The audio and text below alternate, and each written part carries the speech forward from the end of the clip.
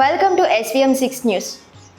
శరన్నవరాత్రి మహోత్సవాల్లో 3వ రోజు అమ్మవారిని అన్నపూర్ణాదేవిగా అలంకరిస్తారు. అన్నపూర్ణాదేవి సకల జీవరాశులకి ఆహారాన్నిచ్చే దేవత. అన్నం పరబ్రహ్మ స్వరూపం. అన్నం సకల జీవరాశులకి జీవనాధారం.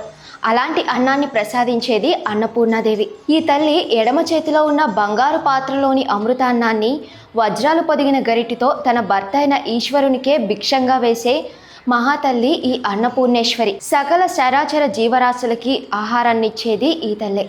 లోకంలో ఆకలిని తీర్చడం కన్నా మిన్న ఏదీ లేదు. అందుకనే అన్ని దానాల కన్నా అన్నదానం గొప్పదని అంటారు.